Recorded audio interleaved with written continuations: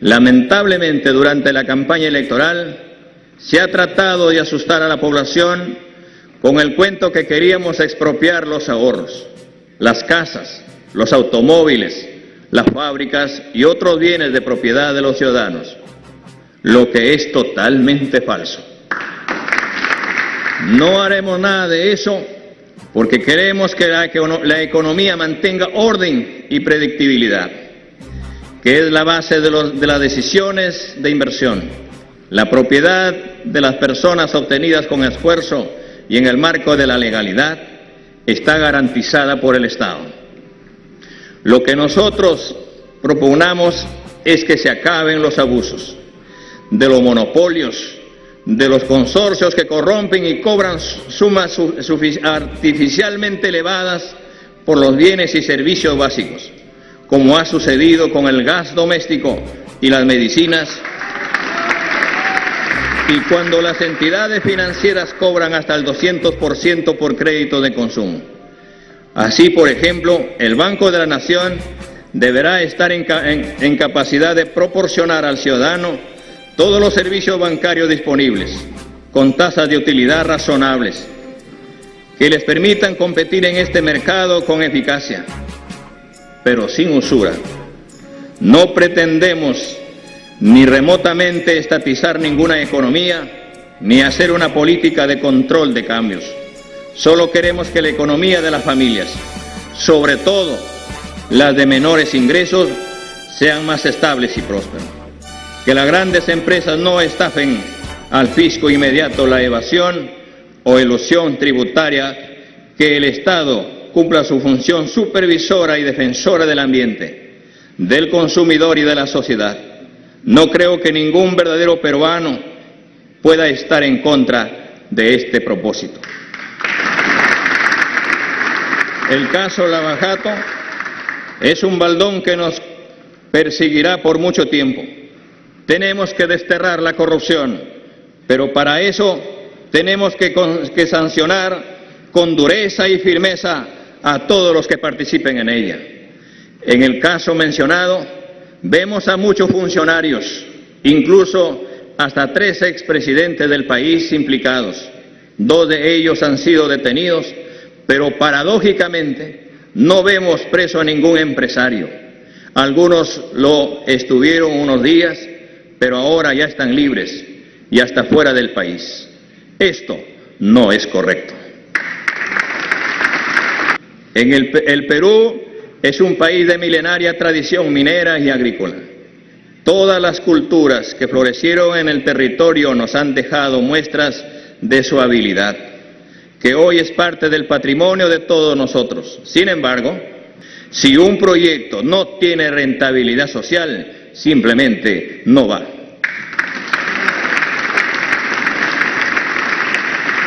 Esto significa un nuevo pacto con los inversores privados, donde el Estado intervenga para reducir costos, facilitar procesos, mantener la seguridad jurídica y a cambio la población local y el país reciban contribuciones que generen desarrollo y mayores oportunidades con un real cuidado del medio ambiente.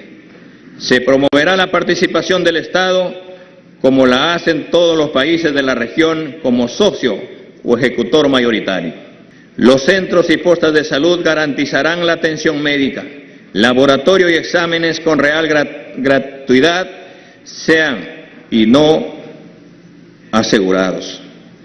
Se dispondrán las medidas para ampliar los horarios de atención para pacientes no COVID hasta 12 horas en los establecimientos del Ministerio de Salud y la Seguridad Social.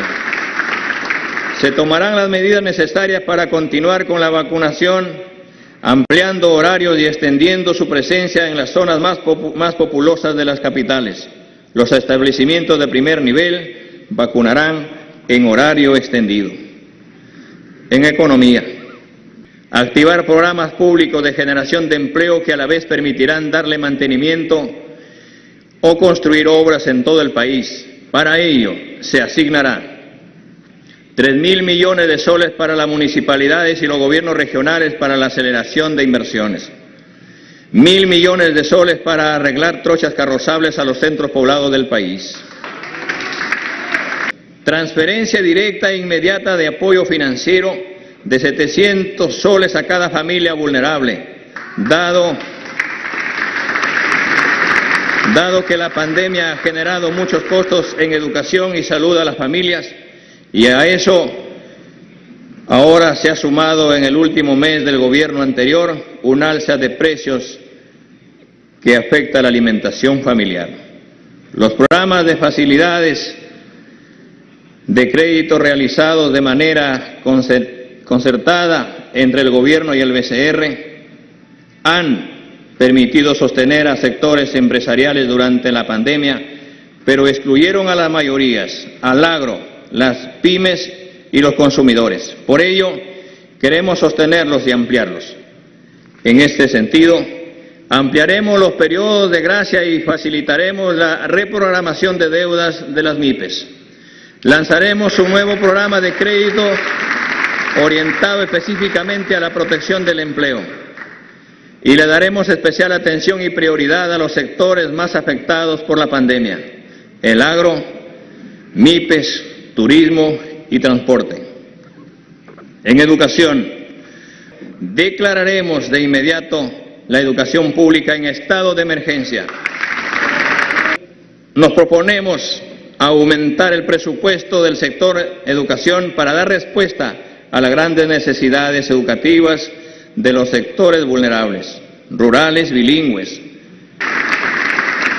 La innovación será una prioridad en las escuelas y la conectividad a Internet. En nuestro gobierno, el Internet será un derecho, no un servicio. En la escuela garantizaremos la alimentación en los niveles inicial, primaria y secundaria. Priorizaremos la preparación de alimentos con productos locales nutritivos, de tal manera que al mismo tiempo se insertarán recursos económicos para fortalecer y desarrollar la agricultura local. Impulsaremos gradualmente una política de ingreso libre a las universidades y de educación superior. Este sistema funciona bien en otros países y consideramos que aquí pasará lo mismo. Se impulsará fuertemente las escuelas e institutos superiores de educación técnica y en las instituciones educativas de educación básica. Minería. Poner orden en la minería. Esto significa reglas claras. Haremos lo posible para producir más y con mayor valor agregado. Vivienda, construcción y saneamiento. Se facilitará a la población el acceso al Programa Nacional Techo Propio y ampliaremos significativamente el número de beneficiarios. La esperanza de cientos de miles de familias para acceder a un techo propio a partir de hoy empieza a hacerse realidad. Producción. Revisaremos las condiciones económicas con grandes empresas pesqueras para la obtención de mayores ingresos tributarios para el país y para que generen mayor valor agregado e industrialización de nuestros recursos naturales y marinos y empleo digno. Para las pymes implementaremos fondos de crédito con tasas preferenciales a través de las cajas rurales y cajas municipales y banca privada y el Banco de la Nación, con topes diferenciados según el requerimiento de cada rubro y sector. Flexibilizaremos los requisitos para facilitar el acceso a créditos y formalización de las MIPES. El Estado evaluará las MIPES para que accedan a préstamos y se rectifiquen, reconociendo el prestigio de ellas como buenos pagadores. Hambre y desnutrición cero, con salud y reactivación económica, promoviendo el consumo de productos sanos ecológicos. Para ello impulsaremos los programas de compras estatales con productos locales nutritivos y de calidad. Las organizaciones sociales de ollas comunes y comedores populares serán reconocidas e integradas a este ambicioso programa nacional. Ministerio de Ciencia y Tecnología y la carrera del investigador científico. Por nuestro bajo nivel en ciencia, tecnología e innovación, Las exportaciones correspondientes al año 2019 estuvieron compuestas por 79% de productos sin valor agregado. Este porcentaje subió al 81% el año 2020. Para hacer frente a estos desafíos, mi gobierno promoverá la creación del Ministerio de Ciencia, Tecnología e Innovación Tecnológica. Con este ministerio se potenciará la generación de conocimiento necesario para el desarrollo y la independencia tecnológica del Perú. Asimismo, será necesario estudiar la posibilidad de una carrera de investigador científico y tecnológico para incorporar a los talentos egresados y repatriar a los que emigraron por falta de oportunidades. Petroperú participará en todos los aspectos de la industria petrolera, la exploración y explotación de los yacimientos de petróleo y gas natural, el transporte hacia las refinerías y la comercialización de los derivados. Así podremos regular los precios finales y evitar que se explote al ciudadano, se eleven los precios de los alimentos y los pasajes para beneficio de una empresa monopólica. No estamos hablando de subsidios públicos, pues esta empresa deberá participar plenamente en el mercado con sus recursos propios, pero con una tasa de ganancia razonable y sin ningún tipo de abuso. Los delincuentes extranjeros tendrán 72 horas de plazo a partir de la fecha para salir del país. Finalmente, los jóvenes que no estudian ni trabajan deberán acudir al servicio militar. Reforzaremos la institucionalidad de las Fuerzas Armadas, teniendo presente la meritocracia antes que el amiguismo para los ascensos. Promoveremos el ingreso al servicio militar voluntario con la creación del programa Ingresa a servir a tu patria y asegura tu preparación para el futuro. Fortaleceremos el equipo de las Fuerzas Armadas para que puedan cumplir con eficiencia su misión encargada. Lucha contra la corrupción. Revisaremos toda la legislación sobre la corrupción, la tipificación de los delitos vinculados a ella y las sanciones impuestas en el Código Penal para reforzarlas, tanto en lo referente a los funcionarios públicos como a las empresas y empresarios nacionales y extranjeros implicados. Debemos contar con una legislación que desaliente la criminalidad de todo tipo y no como la actual que la alienta. La Contraloría ha señalado que la corrupción desfalca más de 20.000 millones de soles al año, es decir, tanto como todo el gasto público en salud del año 2021 y 2/3 partes del gasto público del sector educación en este año. Tendremos que potenciar la Contraloría General de la República, a la Fiscalía de la Nación y a todo el sistema judicial anticorrupción para que podamos reducir la corrupción con energía. Regulación de la publicidad estatal.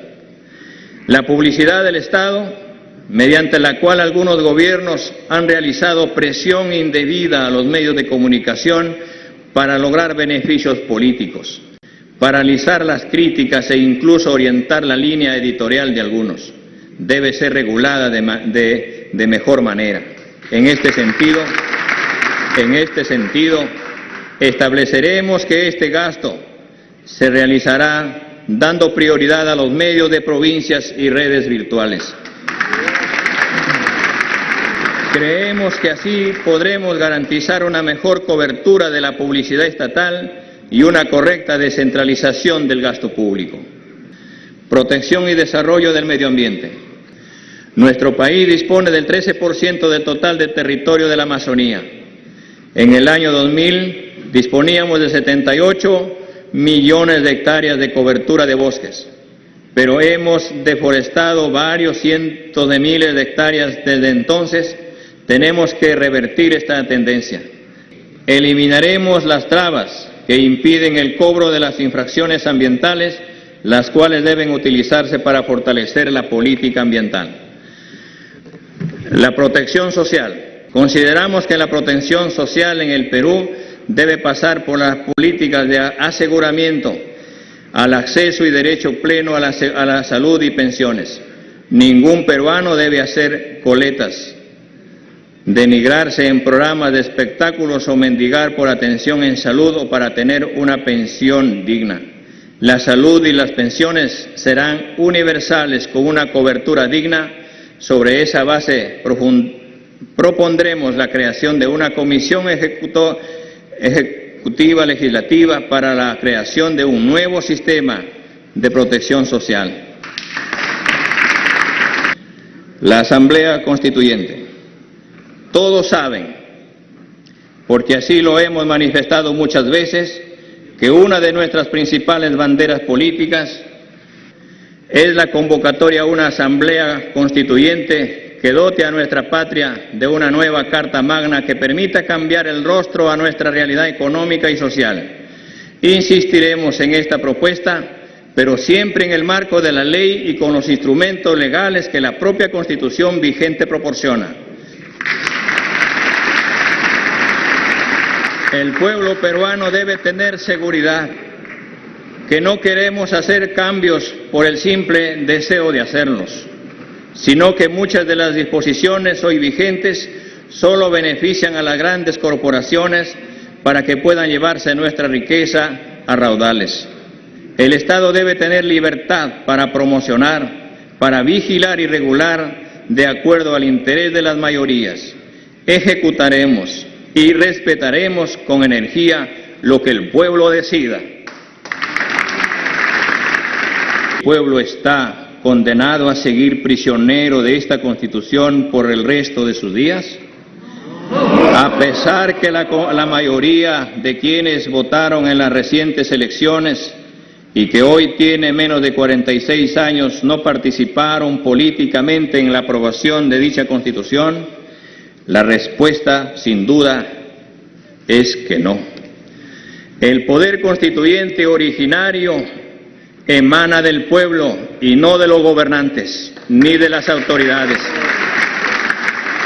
Es por ello que anuncio que presentaremos ante el Congreso de la República, respetando escrupulosamente el procedimiento de reforma constitucional previsto en el artículo 206 de la Constitución vigente, un proyecto de ley para reformarla, que tras ser analizado y debatido por el Parlamento, esperamos que pueda ser aprobado y luego sometido a ratificación en referendo popular. Hay quienes cuestionan para qué se necesita una Asamblea Constituyente, si la Constitución puede ser reformada por el Congreso. Quienes hacen esta objeción deberían recordar que el Poder Ejecutivo debe concentrarse en gobernar y el Congreso en legislar y ejercer el control político al gobierno.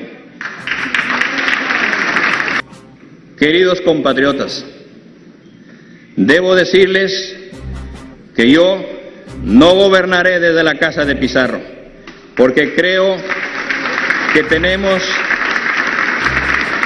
tenemos que romper con los símbolos coloniales para acabar con las ataduras de la dominación que se han mantenido vigentes por tantos años.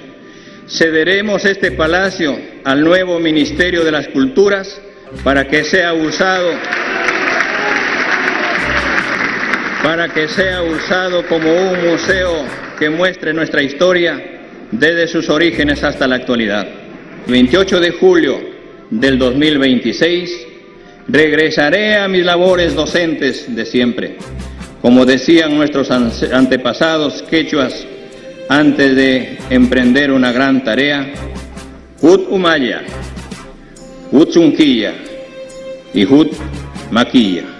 Una sola fuerza, un solo corazón, una sola dirección. Y que la dirección del progreso y la justicia social para todos los peruanos. Muchas gracias, pueblo peruano. ¡Viva el Perú! ¡Viva la patria! Muchas gracias.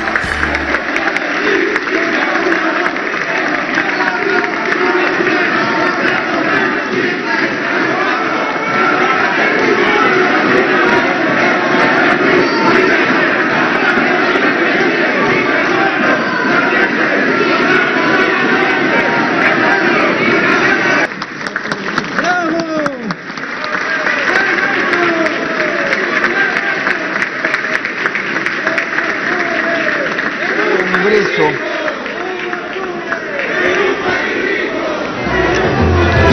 Concluye así pues el primer mensaje.